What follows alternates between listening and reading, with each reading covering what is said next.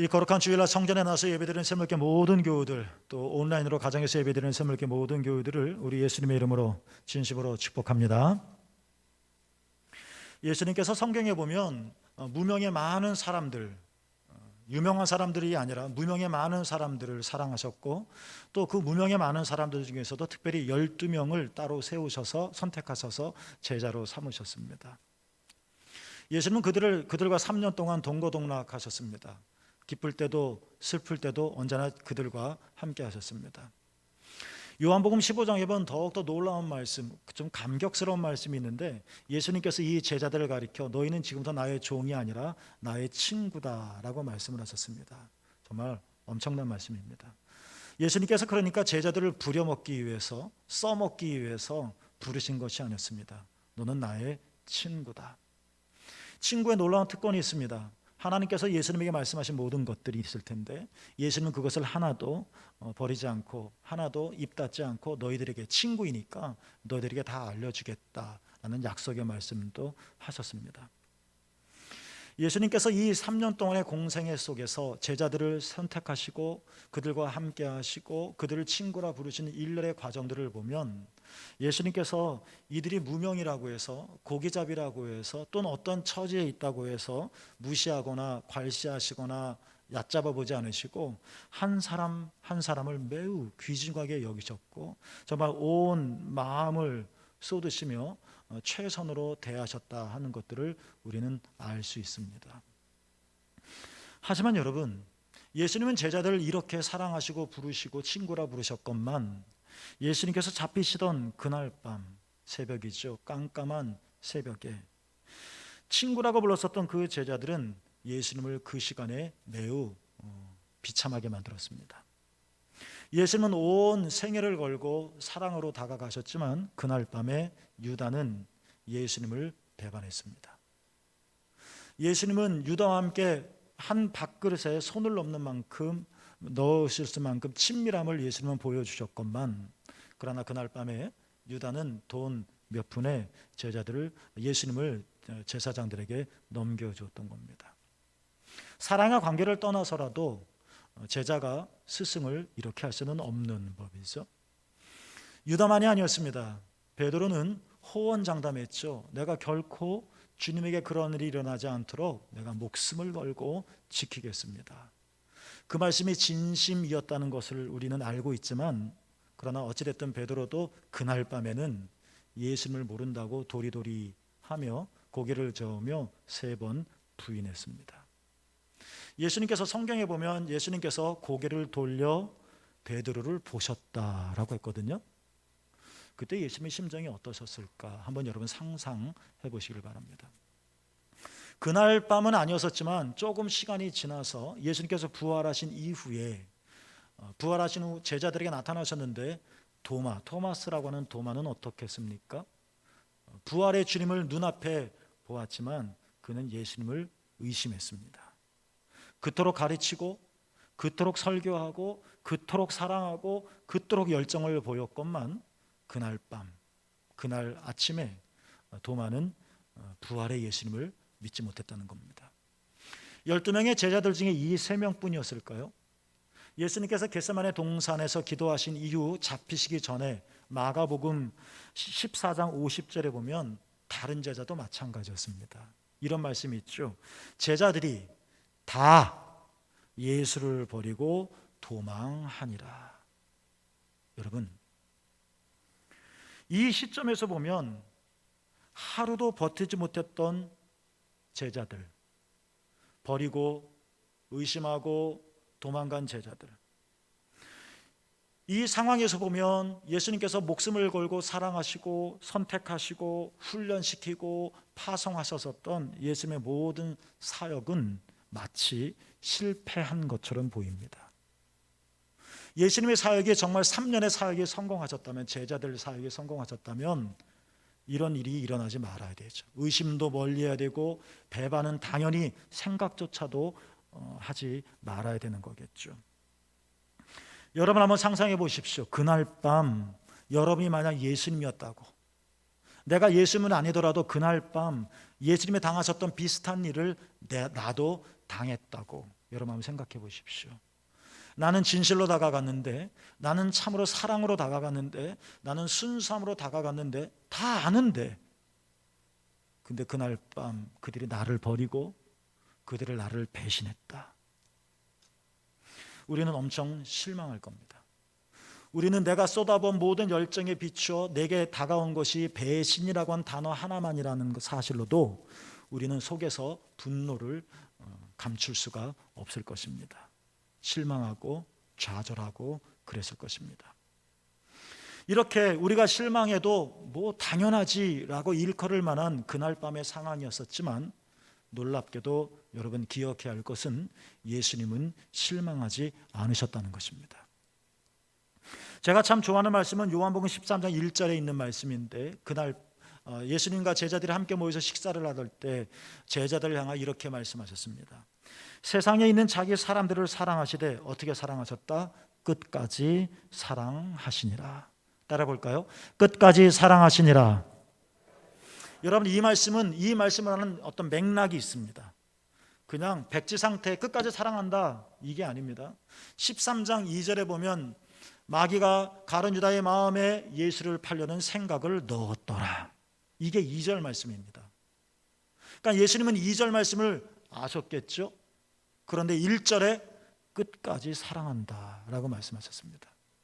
이런 2절의 맥락 속에서 보면 1절의 예수님의 말씀, 끝까지 사랑한다는 이 말씀이 얼마나 위대한 말씀인지 우리는 알게 되어질 것입니다. 여러분, 이렇게 끝까지 신실하셨던 예수님, 반면에 제자들은 예수님에게 신실하지 못했죠. 배반했죠. 믿지 못했죠. 그러나 예수님은 그들에게 끝까지 신실하셨고, 그러나 이렇게 흔들리던 제자들이 마침내 예수님의 신실하심으로 말미암아 어떻게 됐습니까? 가룟 유다를 제외한 나머지 11명의 제자들, 베드로는 십자가에 거꾸로 매달아 순교할 만큼 주의 길을 따랐습니다. 의심했던 도마는 인도에까지 가서 복음을 전했습니다. 순교자 열전이라고 하는 책이 있는데 아주 고전적인 책이죠. 거기 읽어보면 12명의 제자가 마지막 삶을 어떻게 살았는지, 죽음을 전혀 두려워하지 않고 어떻게 그 믿음의 길을 걸어갔는지에 대해서 잘 얘기해 주고 있습니다. 여러분, 진실은 이겁니다. 우리는 흔들립니다.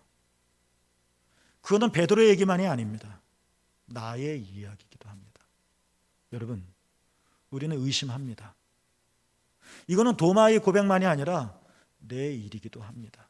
우리는 이렇게 연약합니다. 내가 베드로답지 않을 거라고, 내가 도마와 같은 일을 행하지 않을 거라고 누가 감히 호언장담할 수 있겠습니까? 베드로도 나 부인할 거야 작정하고 부인한 게 아니었고, 도마도 나 안 믿을 거야 결심하고 안 믿은 것, 의심한 것 아닙니다. 그들도 믿고 싶었습니다. 근데 안 믿어졌습니다. 베드로도 예수님을 끝까지 붙들고 싶었습니다. 근데 두려웠습니다. 이게 우리입니다. 이게 접니다. 이 모습이 제자들만의 모습이 아니라 여러분 모두의 모습입니다. 그런데 진실은 뭐냐면, 우리는 이렇게 사정없이 흔들리지만 여러분 기억하십시오. 주님은 변하지 않으신다는 것입니다. 여러분, 우리가 즉각적인 열매를 맺지 못하더라도, 야, 내가 3년 동안 너와 함께하고 온 힘 열정을 기울였는데 너는 고작 때가 됐는데도 무화과 열매를 맺지 못하느냐 하고 실망하겠지만, 우리가 이렇게 때를 맞춰 열매를 맺지 못하고 심지어 넘어진다 할지라도 이것이 우리의 현실이지만 여러분 기억하십시오. 그래도 주님은 여전히 우리 모두에게 주님은 신실하시다는 것입니다. 이 사실을 우리가 오늘 말씀을 묵상하면서 마음에 새기고 담아두었으면 좋겠습니다. 제가 개인적으로 좋아하는 그분의 책을 읽고 이제 이분을 좀 좋아하게 되었는데, 크리스토퍼 휴어츠라고 하는 선교사님입니다. 이분의 책이 이제 몇 권 번역이 되어졌는데, 그가 쓴 책 중에 하나, 그가 어린이 에이즈 환자를 돕기 위해 요양시설을 하나 만든 적이 있습니다. 에이즈에 걸린 어린이들뿐만 아니라 부모가 에이즈에 걸려서 죽어버림으로 고아가 되어진 그런 아이들도 그 요양원에 모았습니다. 사역이 잘 됐죠. 그래서 그들의 사역을 확장했는데 어디까지 확장했느냐? 성매매 산업에서 도망쳐 나온 젊은 여성들과 소녀들이 회복될 수 있도록 보금자리를 마련해 주는 데까지 이르렀습니다. 사역은 제법 성과를 내었습니다. 많은 사람들이 왔고 또 구원을 받았고 아픈 생이 회복되어지기도 했습니다. 크리스토퍼 휴어츠 선교사는 이 사역에서 결과가 나타나니까 보람을 느꼈고 또 기뻐하기도 했습니다. 물론 늘 열매가 있는 것은 아니었습니다. 모든 사람들이 다 회심한 것도 아니고 모든 사람들이 갱생이 된 것도 아니었습니다. 이 요양소에 왔었던, 특히 성매매 사건으로 이 요양소에 왔었던 그 여자들은 대부분이 포주와 성매매 업소 주인들에게 쫓기며 살아왔었기 때문에 그들은 다른 사람들을 쉽게 믿지 못했습니다. 늘 두려워했습니다. 경계를 했습니다. 선교사님들은 정말 사랑으로 다가가 작은 것까지도 섬겨주려고 애를 썼지만 이 여성들은 두려워하고 의심하기가 일쑤였습니다. 그 성매매에 피해를 입은 마야라고 하는 이름을 가진 한 여자가 있었는데 이 에이즈 환자였었던 이 여자도 이제 이 요양소로 오고 나서 크리스토퍼 휴어츠 선교사가 정말 지극정성으로 잘 보살펴 주었고 일자리도 마련해 주었습니다. 그래서 평생 자기가 일해서 번 돈, 기쁨도 얻게 되었죠. 마야에게 안전하게 머물 것과 또 따뜻한 침대도 제공해 주었습니다. 그녀는 조금씩 변해가는 것 같았습니다. 헌신적으로 그녀를 섬겼기 때문에 이제 마야도 새로운 삶을 살 수 있겠다 하는 가능성이 엿보이게 되었습니다. 그런데 여러분,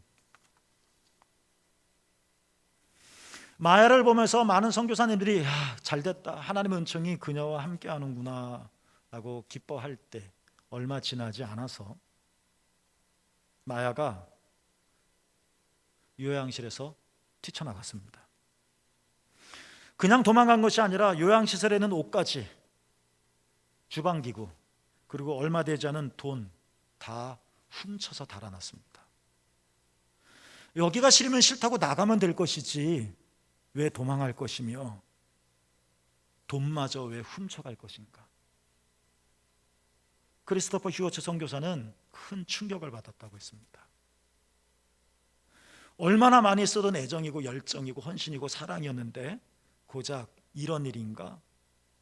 이 마야 여인 사건 때문에 이 배신감에 속이 뭉그러지고 어떻게 사람이 저럴 수 있을까 하면서 부글부글 끓고, 싫으면 그냥 싫다고 하지 이게 무슨 일이야 하면서 말이죠.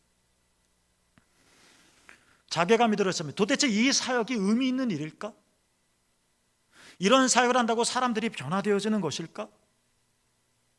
그런데도 이 사역을 계속해야 하는 것일까? 마야 같은 사람들이 한 명, 두 명 계속 일어나면 얼마나 많은 사람들이 또 다른 상처를 받을 것인가 하면서 자신의 사역에 의구심을 갖게 되었습니다. 속상했습니다. 무릎을 꿇었습니다. 하나님께 기도했습니다. 그런데 어느 날 그의 고백에 의하면 막 원통해서 분해서 하나님께 기도하는데 하나님께서 그 크리스토퍼 휴어츠 선교사에게 이렇게 말씀하셨다고 합니다. 이거를 크리스토퍼 휴어츠가 자기 말로 바꾼 건데요. 이렇게 말씀하셨죠. 그들은 우리의 노력으로 개종한 열매가 결코 아니다. 그들이 우리에게 대해 어떤 반응을 보이든지 그들은 우리가 사랑하는 친구들이다. 예수님이 마치 이렇게 막 울부짖고 이 마야를 욕하며 비난하며 배신감에 화가 나 있는 이 크리스토퍼 휴어츠 선교사에게 이렇게 말씀하시는 듯한 소리를, 주의 음성을 듣게 되어질자 이 선교사님이 예수님에 대한 새로운 이해가 열렸다고 그랬습니다. 물론 전혀 새로운 것은 아니었습니다. 알고 있었습니다. 그런데 그게 의미 있게 그냥 가슴팍에 팍 다가온 거죠. 맞다. 예수님도 그토록 사랑하였고 그토록 사랑해서 선택했고 3년 동안 동거하셨고 그들을 훈련시키셨고 그들을 친구라고 부르셨고, 그런데 예수님도 그들에게 배신을 당했다. 그런데도 제자들은 그 예수님을 믿지 못했다. 예수님에 대한 새로운 이해라고 하는 가장 더 중요한 포인트는 뭐냐면, 그럼에도 불구하고 예수님은 제자들을 향한 사랑을 거두지 않으셨다. 이게 크리스토퍼 시워츠 선교사의 눈에 크게, 아주 큰 장면처럼 뚜렷하게 부각되어 드러나는 겁니다. 나는 지금 한 여자의 도망침, 내가 배려했던, 내가 사랑했었던, 내가 헌신했었던 모든 것들을 헌식장처럼 여기며 돈 훔쳐 도망간 한 여인에 대한 배신감으로 부글부글 끓고 이걸 계속해야 할까 고민하고 있는데, 예수님은 나보다 더 아픈 배신감의 상처를 받으셨음에도 불구하고 계속 그들을 끊임없이 끝까지 사랑하시느니라. 이 예수님이 다시 또렷하게 보이게 된 겁니다. 크리스토퍼 시워츠 선교사는 회개했습니다. 그리고 예수님의 이러한 삶을, 예수님이 이렇게 응답해 주셨다는 것은 자신의 사역에도 적용시켜라, 또 적용시킬 필요가 있다는 것을 알려주는 것이라 깨달았습니다. 그래서 실망했지만, 여전히 마음은 좀 아프지만 이 사역을 포기하지 않고 계속 지속하기로 결심을 했죠. 여러분, 신앙에 있어서 성공이라고 하는 것이 있을까요?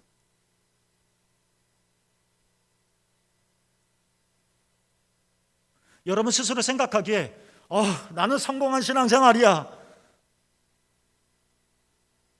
그 모습이 있을까요? 있으면 어떤 것일까요? 다른 사람이 보기에 와, 당신은 정말 성공한 신앙인이에요 라고 말할 수 있는 성공의 모습이 있다면 그것은 어떤 것일까?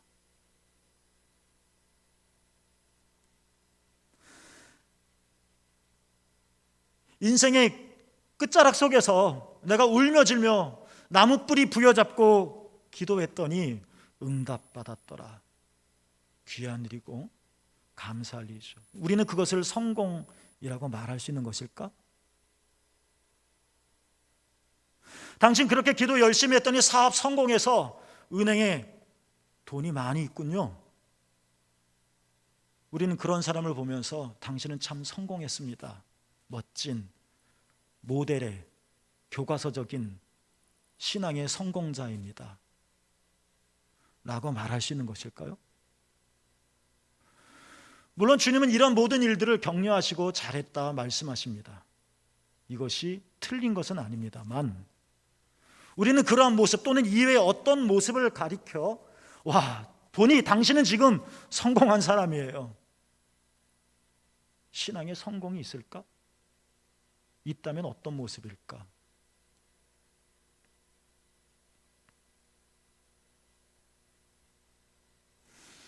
내가 스스로 생각하기에, 그리고 다른 사람이 나를 보기에 당신은 정말 멋진 기독교인입니다, 당신은 성공한 신앙인입니다 라고 인정되고 판단받는 것은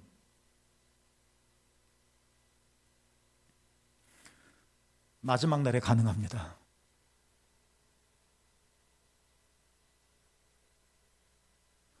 왜냐하면 우리는 지금 영적인 도정 위에 있는 것이기 때문에 그렇습니다.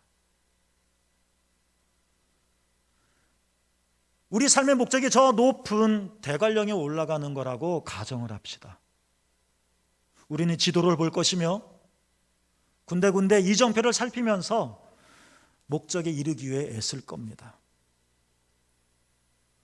때로는 우리는 이정표를 보면서 잘못 갔다 판단할 수도 있고 제대로 가고 있구나 인정할 수도 있습니다. 그러나 아직 정상에 오른 건 아닙니다. 지금은 제대로 가고 있지만, 지금은 크게 성공했지만 아직 정상에 도달한 거 아닙니다. 지금은 베드로처럼 예수님을 부인했지만, 지금은 도마처럼 예수님에 대해서 의심했지만 아직 실패한 거 아닙니다. 우리가 가야 할 길은 여전히 남아 있습니다. 그러니 여러분, 복 받았다고 교만하지도 마시고요, 넘어졌다고 실망도 하지 마십시오. 주님은 지금도 여러분과 함께 하십니다. 만약 신앙의 성공이라고 하는 개념이 있다면 그것은 지금이 아니라 그날에 결정되어질 것이고, 신앙의 성공이라고 하는 것이 있다면 그것은 여기가 아니라 그리스도 예수 앞에서 판단되어질 것입니다. 우리는 때때로 마음은 원이지만 육신이 약하여 영적인 높은 고지에 도달하려고 애쓰지만 그 고지가 내가 도달하기엔 너무나도 멀리 떨어져 있다는 현실을 우리가 알면서 절망하기도 합니다. 나는 진짜 기도하고 싶은데 삶이 바빠서, 나는 정말 하나님을 사랑하고 싶은데 내 삶에 지금 치여서, 기타 등등 내가 원하는 어떤 영적인 고지가 있는데 내 현실은 그렇지 못하다는 것들 때문에 내 자신이 미워질 때가 있을기도 할 겁니다. 나는 참으로 그렇지는 않은데요, 주님. 내가 반복해서 실수하고 반복해서 연약함 때문에 반복돼서 잘못되어지는 어떤 일, 또 하고 싶지 않은데 또 반복되는, 그런 내가 예수님을 보면 죄책감에 들기도 할 겁니다. 그러나 여러분, 아직 끝난 거 아닙니다. 주님은 여전히 신실하신 눈으로 우리를 바라보시고 계십니다. 주님은 여전히 따뜻한 가슴으로 우리를 맞이해주고 계십니다. 여러분, 주님은 여전히 우리를 사랑하십니다. 로마서 7장에 보면 맨 끝부분에 바울이 절규하듯이 외칩니다. 오라, 나는 곤고한 자로다. 이것이 시적인 표현이 아닙니다. 이것은 실존입니다. 이것은 누구 들으라고 한 소리가 아닙니다. 내면의 고통의 울부짖음입니다. 오라, 나는 곤고한 자로다. 바울은 우리의 눈을 속일 수 있고, 바울은 자신의 내면을 우리의 귀에 감출 수는 있습니다. 그러나 자기는 알 겁니다. 모르는 우리는 바울이 멋지다고 박수치겠지만 바울은 압니다. 곤고한 자로다. 누가 나를 이 사망의 법에서 건져내랴.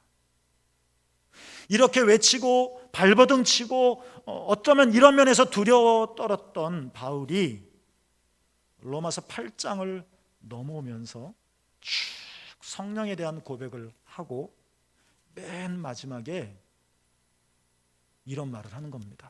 오늘 본문입니다. 우리 다시 한번 8장 39절을 또박또박 주께서 마치 나에게 주시는 말씀으로 고백하듯이 한번 읽어보겠습니다. 39절입니다. 시작. 높음이나 깊음이나 다른 어떤 피조물이라도 우리를 우리 주 그리스도 예수 안에 있는 하나님의 사랑에서 끊을 수 없으리라. 다 잘하고 나서 다 완벽했기 때문에 끊지 못하지가 아니라 우와 곤고한 자로다. 어떡하지? 어떡하지? 조마조마하고 때로는 실망하고 때로는 절망하는 가운데서 바울이 고백하는 겁니다. 맞아요. 내가 나를 알아요. 내가 이렇게 연약해요. 내가 이렇게 완고해요. 내가 이렇게 못됐어요. 그렇지만 주님, 우리를 그리스도 예수 안에 있는 하나님의 사랑에서 그 어떤 것도 끊지 못할 것입니다. 내가 주님을 꽉 붙잡고 있기 때문에 끊지 못하는 것이 아니라 예수님이 여러분을 꽉 붙잡고 계시기 때문에 그 어떤 것도 끊지 못할 것이다.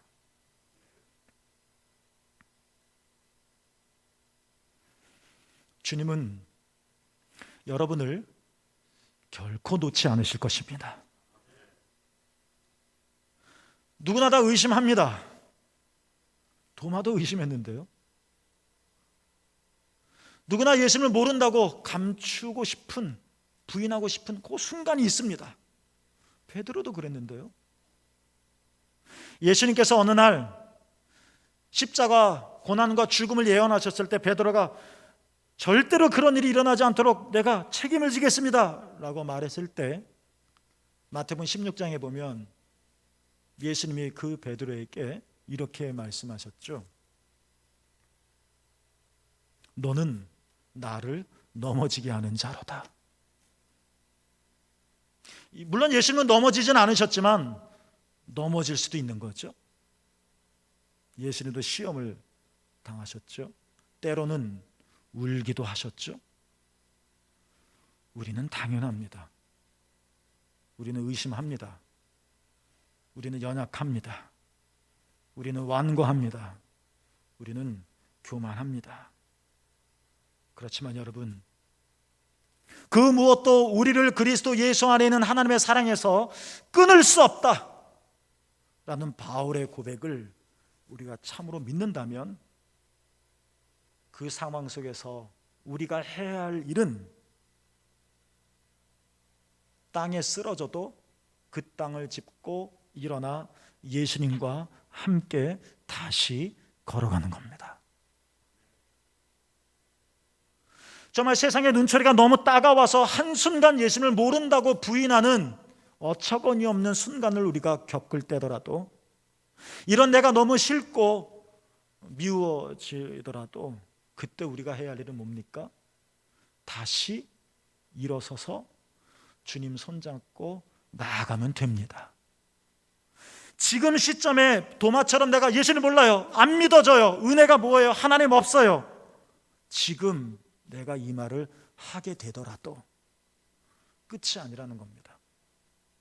우린 다시 성령의 은혜로 믿음으로 채워 나가면 되는 것입니다.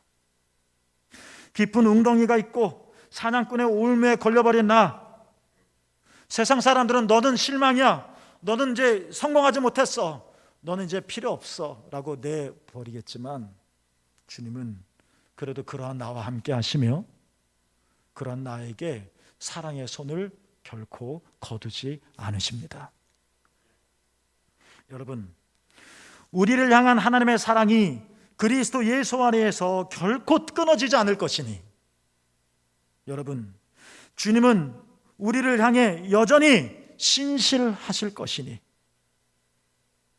우리는 지금 영적인 도정의 한 시점을 지나고 있는 것뿐이니, 아직 저 높은 마지막 타임에 우리가 도달한 것이 아니니, 여전히 우리에게는 기회가 있고 여전히 우리에게는 은총의 순간이 남아있으니,